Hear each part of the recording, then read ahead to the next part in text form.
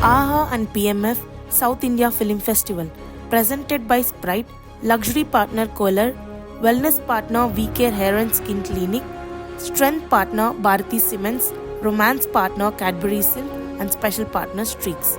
Entertainment partner Mirchi 98.3 FM and Ghana, outdoor partner Lead Space, digital partner City Media, influencer partner Digiwood, supported by The News.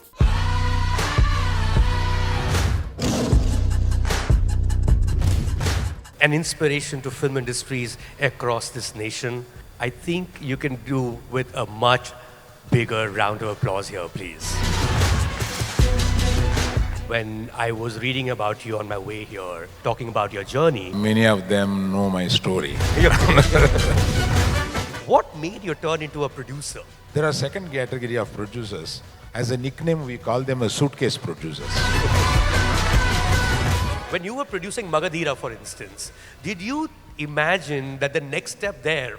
Even if the hero gives a flop, a minimum collections are there, he is the hero. I have great respect for Bombay filmmakers. At the same time, they are somewhere locked between Bandra and Juhu.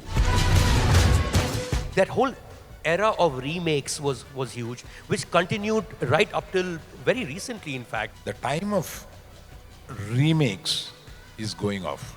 Sir, today you're just giving statements, all headlines we're getting.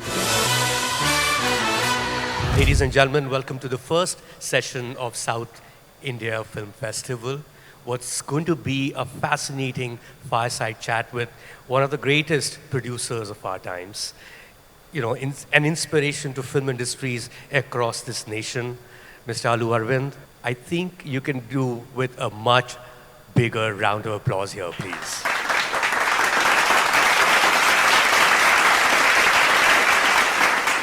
Aru, I have to say, when I was reading about you on my way here, I realized that we could be doing two things. One, of course, talking about your journey, but also that journey has been 50 years.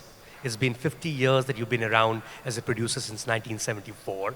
And you, through your personal life journey, we can actually see the evolution of Telugu cinema as well, in the sense of how you started and where you are, in the sense of how Telugu cinema was when you started and where Telugu cinema is as we speak. So I thought it would be a good idea to start with your story and where you saw Telugu cinema in Hyderabad and where you see it now. We are in the public, and because of the internet, thanks to internet, many of them know my story. What I have to tell, what they do not know about the story. One significant thing, people who have started their life in 70s in film industry, that is the last batch that was producing films in black and white. My first film was in black and white. My second film is in color. Right. And live sound. My first film was a live sound. And after that, the dubbing is started. And now, the live sound has come back again. This is the major change technically what I see. Right. And when it comes to the artists, actors, the same heroes appeal and heroism and the same that time and this time, there is no change. Heroes appreciations and heroes following and this fanaticism, all these things, they're as it is even today. In fact, your contribution as a producer is far more with the heroes as well. Personally, as a producer of huge stars, come from Hyderabad, become nationwide stars from your own family. And there is one thing that we see from afar, especially from Bombay, is the star system here, which is incredible, that magnetism that these heroes bring to the screen. What do you make of this star system? How is it different from the rest of India? There is a madness that is impossible to make sense of sometimes. Fortunately, Telugu people have taken cinema as their culture. Earlier than anybody else, if 2, 3, 4 Telugu people meet, when they start conversation, the next 5-10 minutes cinema has to be there. About a cinema actor has to be there. Some chat about the cinema. So they've taken it as a culture, particularly when I been recently in a function to US, I'm seeing because of cinema, because of the Telugu cinema, they're holding the culture like that. Because the younger girls who doesn't speak Telugu much are connected to Telugu cinema. Right. They're learning the Telugu by the inspiration of cinema. So cinema has gone in deep roots of the culture of Telugu than any other states. Probably they would follow, but I feel because of that culture, the cinema is standing that well in the But do you mainstream. attribute a lot of that culture to the star system itself? The fact that stars are so important, they become the gravitating force in a certain sense for everyone to become. Like, I've always wondered, Aravind Garu, like when I hear names of all the movie stars from Hyderabad, from Telugu cinema, someone, whether it's a power star, whether it's a mega star, like these are names. Firstly, how do these names come about? Who coins these names every time for the new actor? Actually, the fans, I can't say fanatism, it gives a slightly different meaning. So these fans, they come out with these names. They come out with these names, and we have a culture of fans associations. Right. At one time, Chiranjeevi Garu has 40,000 fans associations in Telugu states. So those people meet independently also. So they held a meeting and said, we'll call him Mega Star. Something like that. Right. Something like that comes up from the people, from the fans. Right. Majority from the fans, and they want to call them. But when Mahesh Babu comes, his father was called a superstar. Krishna Garu. Right. Was called so actually, they have inherited the name. Right. So, just two contrast examples I'm telling. Chiranjeevi Garu has nothing, no background. So, but the people have called him a mega star because he was so big. So, when you ask me about what is the heroism, what is the hero? I was in another forum about many years back. What is really hero? Hero means having a biggest collection? No. Even sometimes in some films having a smaller stars also has got, let us take Hanuman recently. Who's the star? It has collected excellent, very well, it's collected very well. But my definition is, even if the hero gives a flop, a minimum collections are there, he is the hero. So when an ordinary actor or a smaller hero gives a flop, it lies flat. The very second show or the very second day. So basically, it's not about how well you do when you do really well, but how well you do when you don't do too well. Yeah. So that's the benchmark. That sets the heroism. And of course, that refers to Telugu cinema specifically. Telugu cinema is not specifically Telugu cinema anymore. I mean, this is the cinema industry that just gave India its first Oscar. And we keep talking about pan India. I think it's just gone global. When you were producing Magadhira, for instance, did you imagine that the next step there from the same director, Rajamouli, would be Bahubali 1, 2, and then RRR, which is genuinely a global film? No, I did not expect. Though I could see Rajamouli has the potential, I didn't expect or imagined that it would go to this extent. Right. This extent. I really appreciate. Because I was thinking that doing so much of CGs in one film, mine is the first film in India bringing out so much, I thought. But that would take next to Bahubali 1, Bahubali 2, and then Triple R. Rajamouli has grown to that extent I did not expect, and I appreciate. Or you would have invested, right? The other thing, of course, is the phenomenon that happened during the pandemic where everyone, actually, no one, in Bombay at least I can say for sure, expected the Pushpa phenomenon. Yes. The pan-India Pushpa phenomenon. What do you make of this term itself, Aravind Garu, pan-India? I mean, you've been doing pan-India films all your life in a huge sense.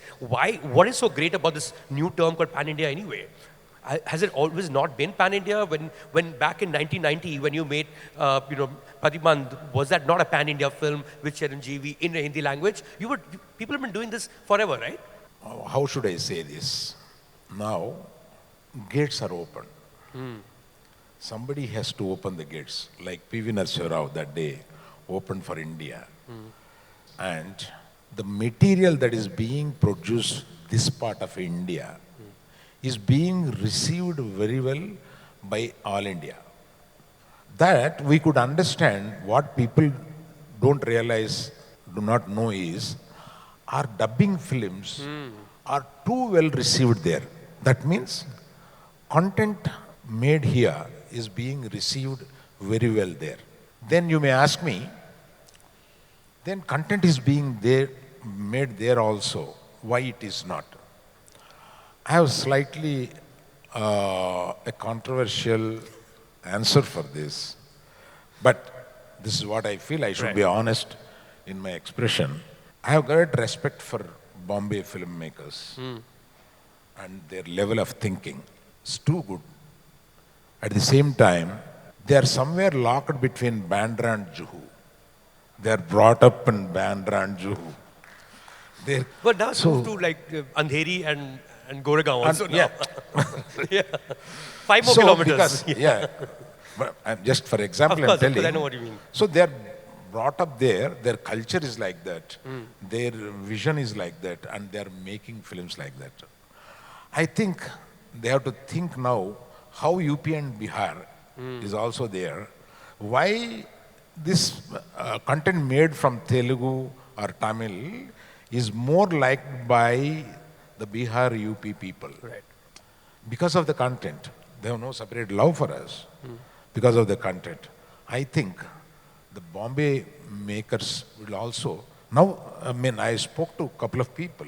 I don't want to name them. They have realized that and they are trying to make something like that. And this specific recognition of South will soon disappear as our Bombay filmmakers also do make it. And it's only a phase. I think all India films will be made by all industries now, whenever they pick up a content and a budget to that extent. I mean, Arvind Garu, even back in the 80s, for instance, Hyderabad was a hub where you would have a film being shot in 2 languages. One would be the Hindi version with the Bollywood star. The other would be the Telugu version with the Telugu superstar. And then that whole era of remakes was huge, which continued right up till very recently, in fact. You've done a remake. You've done Gajini, which you remade in Hindi. First Hindi film to cross 100 crore in the box office. Now that everyone is watching it in the original language and they're loving it, for instance, if you take a film like Animal, which is made by a director from Hyderabad, but with Ranbir Kapoor, do they need to make an Animal in Telugu? Probably not. Likewise, when they made Arjun Reddy, if an Arjun Reddy is made today, do they need to do a Kabir Singh? Or Arjun Reddy itself can have collections of the sort that Kabir Singh did in any case. What do you make of remakes? Because that's always been that synergy between the South Indian film industry and the North, as it were. What do you make of remakes now that the times have changed? Yeah, you have given a very good example of one director, the 2 films, the Animal and the other one. Right. I can give a statement that the time of remakes is going off. Sir, today you're just giving statements, all headlines we're getting. Bombay only lives between Juhu and Bandra. Remakes are dead. Remakes are going to die. Die in the sense, not because, see, I've made many remakes. Yes, you have. Yeah, remakes. I'm not looking down upon the remakes, but the business is no more viable because thanks to Netflix, thanks to Prime, and thanks to AHA, thanks to many other OTTs, now, if I've seen a Malayalam film, I liked it very much, I wanted to make it in Telugu. This Malayalam film Netflix is become so popular, and every certain cadre of people have seen it already, and they tell their friends like that. if I have a feeling that if I remake it, it may not be well received and it will be immediately compared to the original. Where the previous film of the same director, during that time, these things were not that popular. Right. That Although popular. Ajit Reddy was on Amazon Yeah, Prime Video at yeah. the time. Right. So now, Animal is seen by every person of every language, though it is made in Hindi. So that is the reason why the business reason for remakes is coming down drastically. So in a way, it's good. The originality and the original stories and these things are going to take a better place. And of course, there are exceptions, Aravind Garu, for instance, if you take Drishyam 2, now Drishyam 2 was on Amazon Prime Video before. Everyone had seen the one with Mohanlal in it, but it did incredible business when Ajay Devgan starred in it and it appeared in theaters too. Everything has got some exception. Always an exception, but that's not the rule. Right. So right. I can't take it as statement.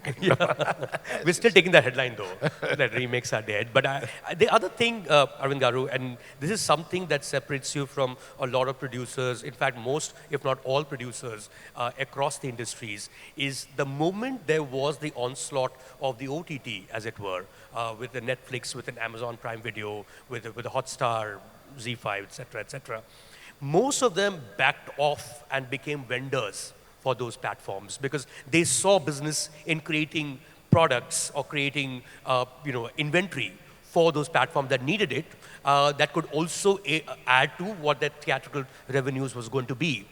You are probably the only one who actually went ahead and made your own OTT instead of simply making content for other OTTs. That's a big step, Aravind Garu. I think what made you take that move, because the Yash Rajas and the T-Series of the world, they think of it as, as the T-Series boss recently said, ki ghoda ghas se dosti karega to khayega kya? If you become friends with the grass, what are you going to eat if you're a horse?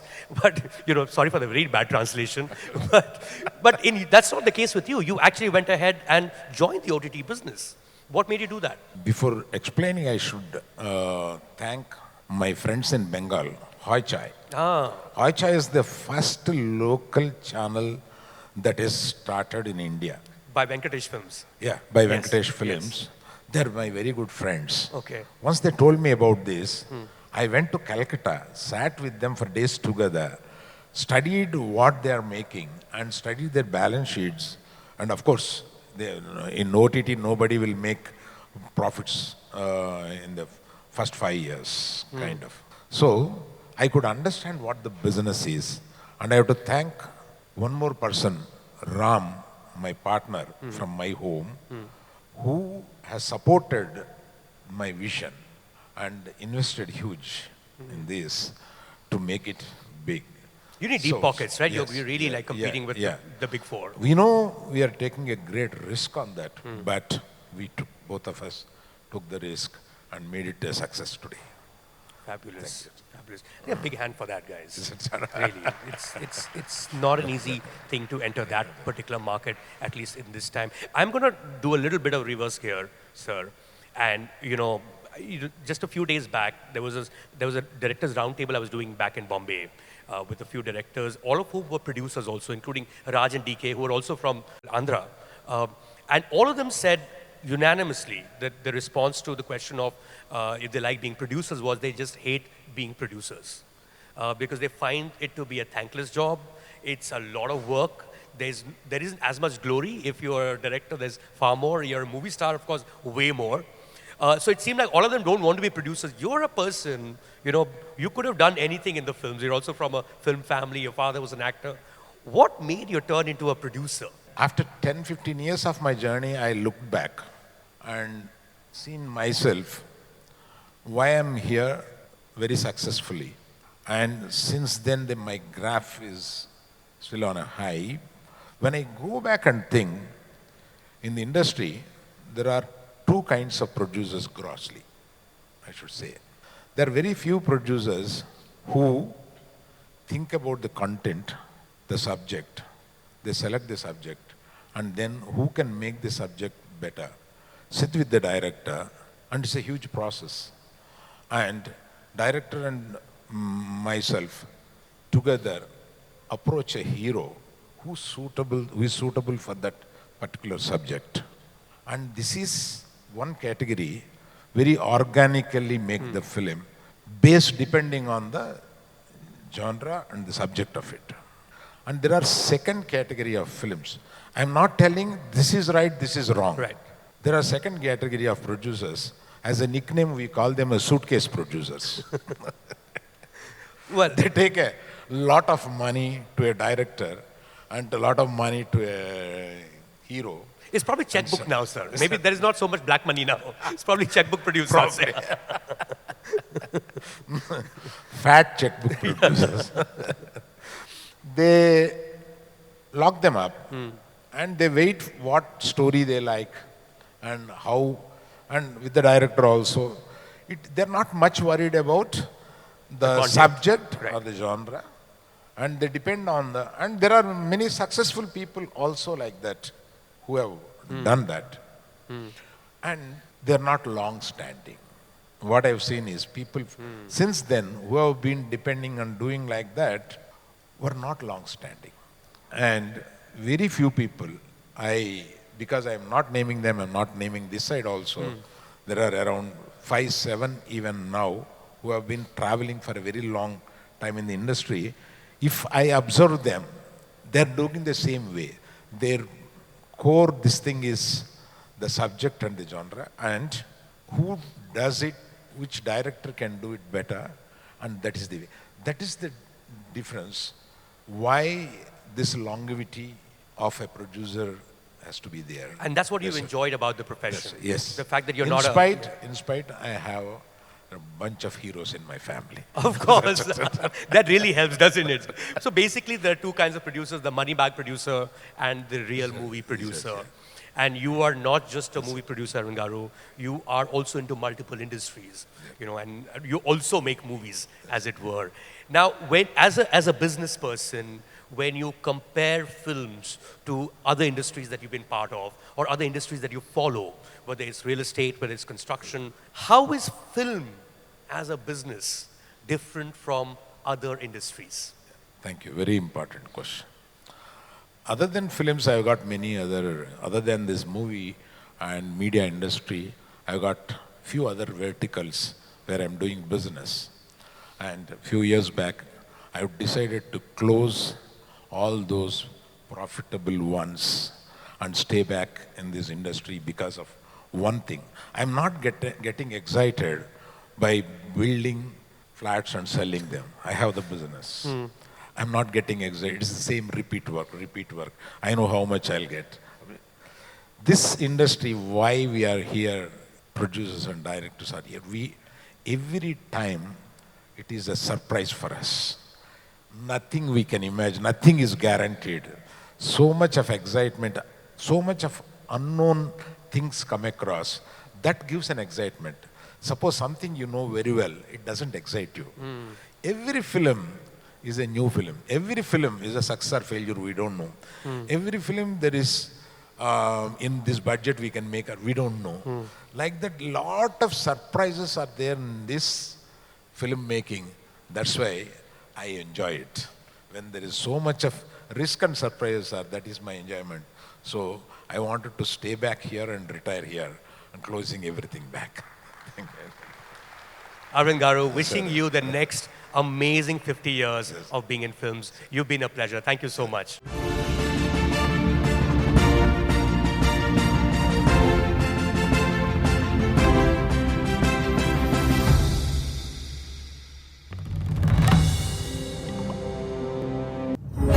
AHA and PMF South India Film Festival, presented by Sprite, luxury partner Kohler, wellness partner VK Hair and Skin Clinic, strength partner Bharati Cements, romance partner Cadbury Silk, and special partner Streaks. Entertainment partner Mirchi 98.3 FM and Ghana, outdoor partner Lead Space, digital partner City Media, influencer partner Digiwood, supported by The News.